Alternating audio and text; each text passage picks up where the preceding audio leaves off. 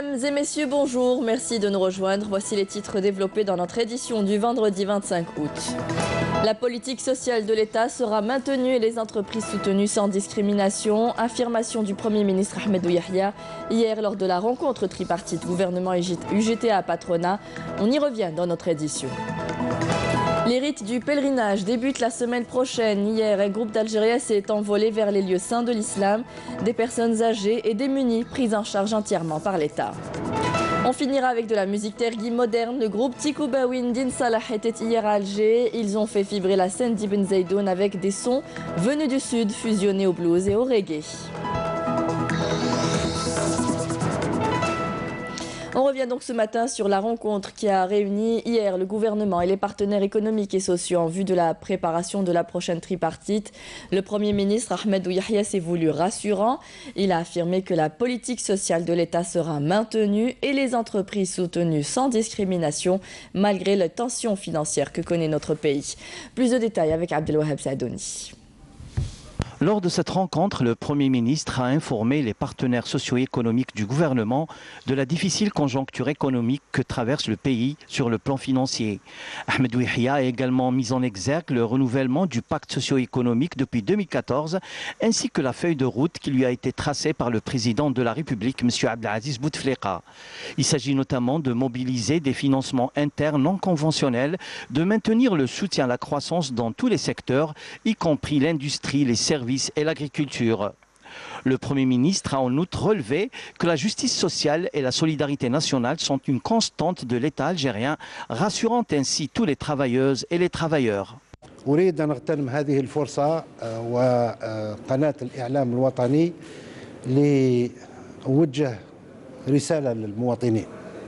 En outre, je profite de cette occasion pour adresser un message aux citoyennes et aux citoyens, un message pour dire que la conjoncture actuelle est difficile, mais aussi réaffirmer la détermination du gouvernement à appliquer les directives et les orientations du président de la République pour continuer à promouvoir le développement national et conserver la dynamique de construction de l'économie nationale. رسالة كذلك تؤكد للمواطنين والمواطنات أن ستبقى الحكومة حريصة على الحفاظ على. Par ailleurs, je tiens à dire que le gouvernement veille à sa politique sociale qui constitue une constante fondée sur la justice sociale et la solidarité nationale. Par ailleurs, et à cette occasion, les signataires du pacte économique et social de croissance ont renouvelé leur soutien indéfectible et leur attachement au programme du président de la République.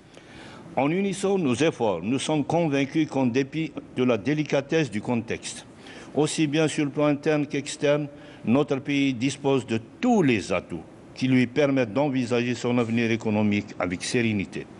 C'est là le sens de vos orientations, Monsieur le Président de la République, auxquelles nous souscrivons totalement. Les signataires du Pacte national expriment leur immense estime, leur attachement indéfectible et leur fidélité totale à votre Excellence, M. Abdelaziz Bouteflika, Président de la République. Enfin, il est à relever que le report de la tripartite prévu pour le 23 septembre prochain est dicté par l'agenda du gouvernement et doit permettre une meilleure préparation et une plus large concertation entre les différents partenaires socio-économiques. Le port de Djendjen, un véritable pôle économique pour le pays. Sa position lui confère un rôle privilégié. Il ambitionne de devenir un hub dans les trafics transcontinentaux. Le volume des marchandises traitées au niveau du port est de 4 millions de tonnes.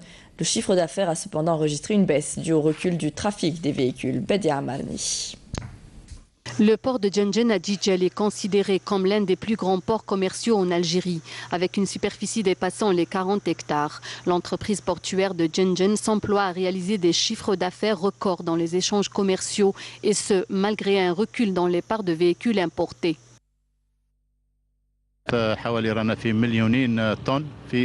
En termes de volume, nous sommes à 2 millions de tonnes de marchandises traitées au premier semestre 2017. Nous avons 6 projets majeurs, 2 pour les huiles, 1 pour les céréales, le bitume et le ciment. Les travaux d'extension de cette infrastructure portuaire se poursuivent pour être achevés dans les délais impartis. C'est à l'exemple du terminal à conteneurs ainsi que le dédoublement de la ligne ferroviaire, ce qui est pour faciliter le transport des marchandises à travers les différentes régions du pays et encourager les opérateurs économiques à se lancer dans l'exportation. Le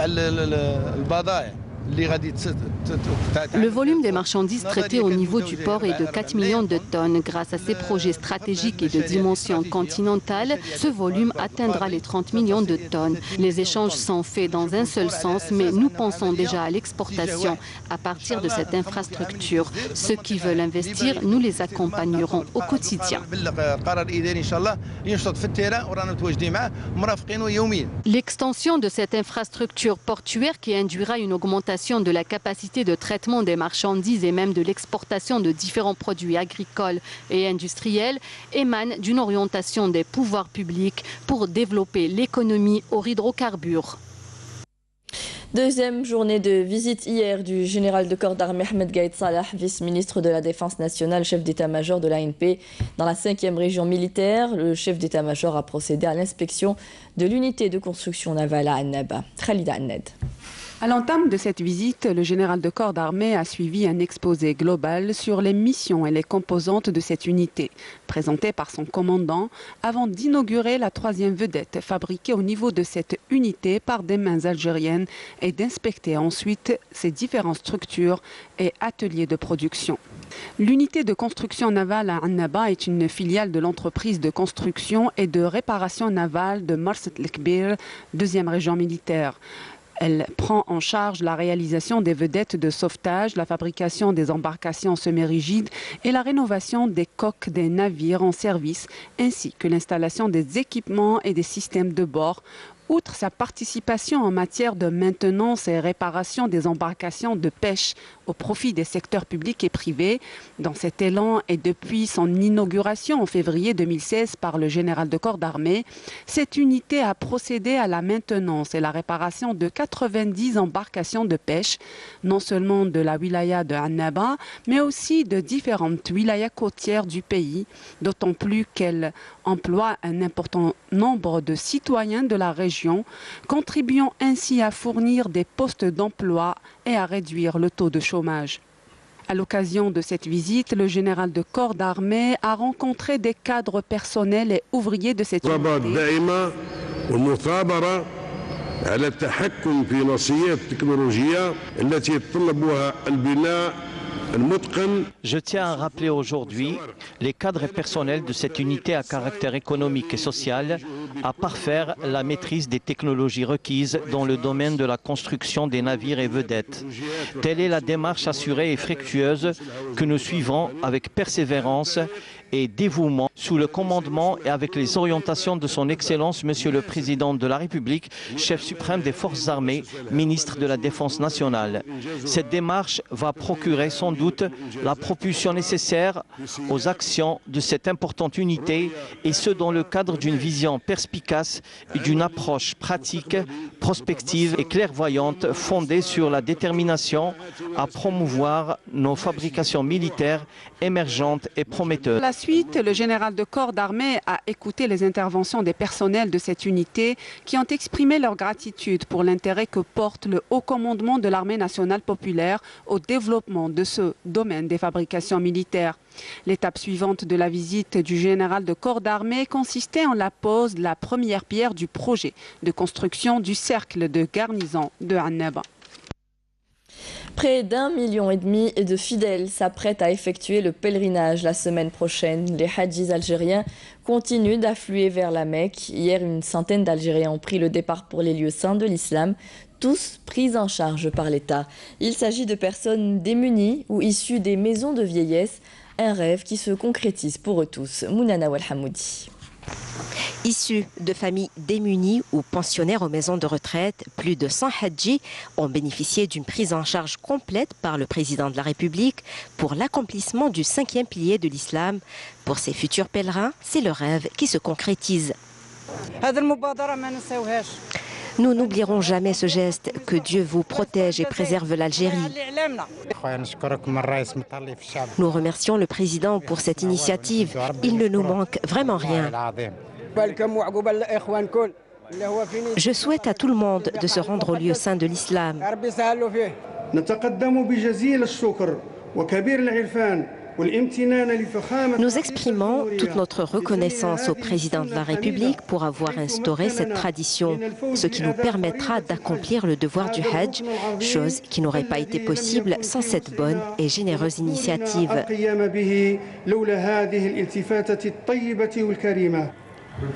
Et c'est dans une ambiance pleine de joie que ce groupe de Hadji a été salué à l'aéroport Houari Boumediene par la ministre de la Solidarité nationale, de la famille et de la condition féminine.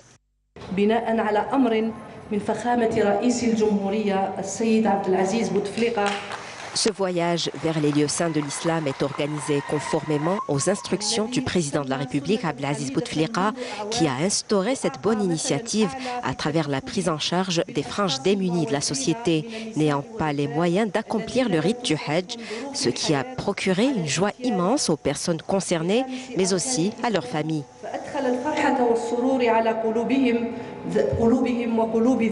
Notons qu'une délégation médicale et administrative veillera sur l'encadrement et la bonne prise en charge de ces pèlerins durant leur séjour au lieu saint de l'islam.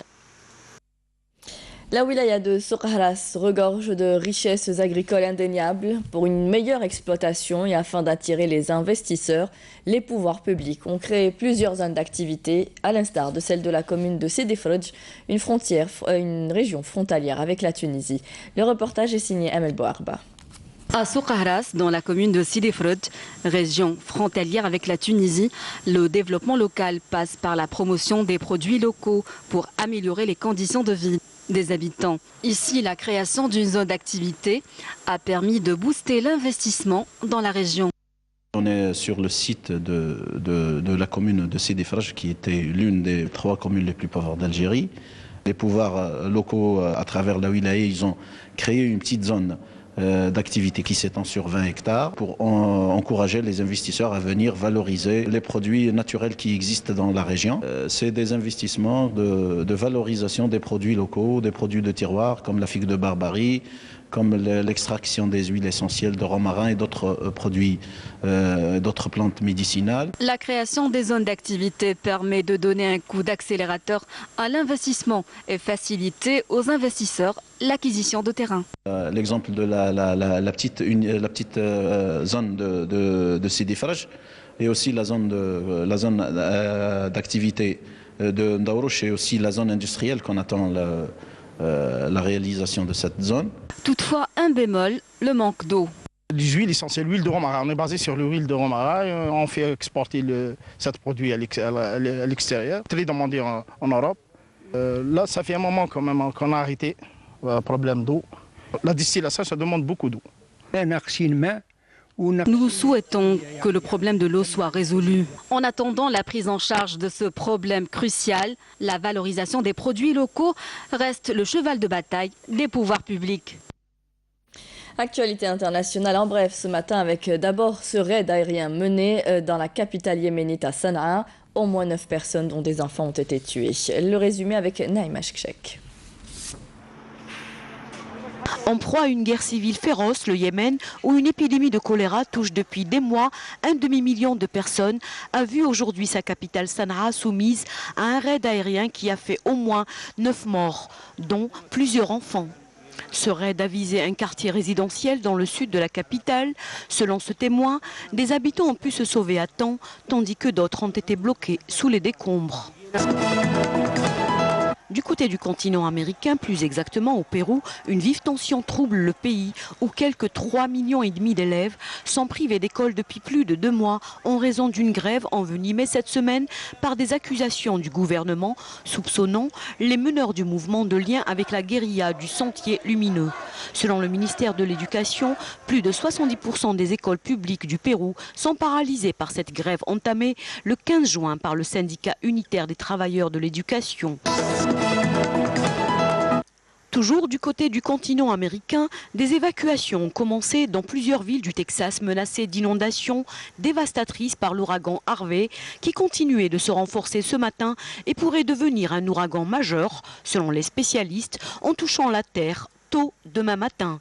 Si les données du Centre national des ouragans, le NHC de Miami, sont confirmées, ce serait l'ouragan le plus puissant à toucher le continent américain en 12 ans. Soirée tergis hier à l'office de Riyad El Feth. Le groupe Tikubawin a enflammé la salle. Son son est moderne. Il propose une fusion entre le reggae, le blues et le tergis. Sihem Kenouch nous rapporte cette ambiance. Une guitare électrique à la Jimi Hendrix, seulement c'était un son bien de chez nous. Sur scène, le groupe Tikubawin de Taman Rasset qui a enchanté son public présent en force hier soir à la salle Ibn Zaydoun.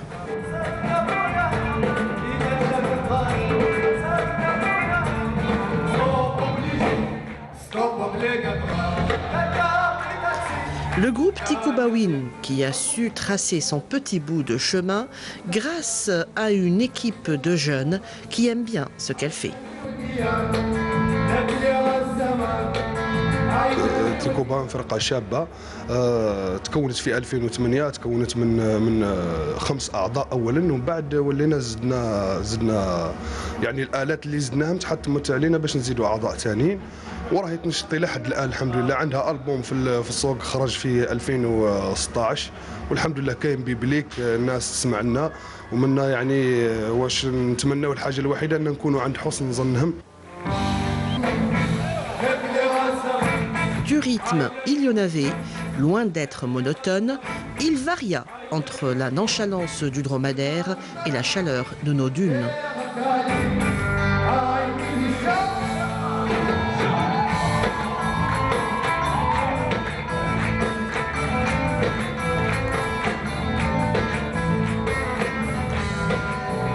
Une belle ambiance. On terminera ce journal avec du football. L'entame ce vendredi de la nouvelle saison 2017-2018 du championnat de Ligue 1 Mobilis.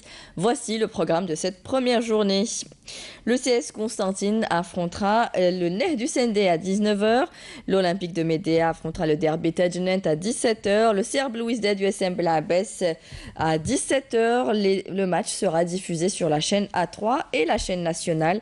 Vous pourrez suivre sur Canal Algérie sur la chaîne A4 le match US Biskra Mouloudia d'Alger qui se jouera à 17h. C'était la dernière information de ce journal. Merci à vous tous de nous avoir prêté attention. Tout de suite, vous retrouverez Mina Abed pour les prévisions météo.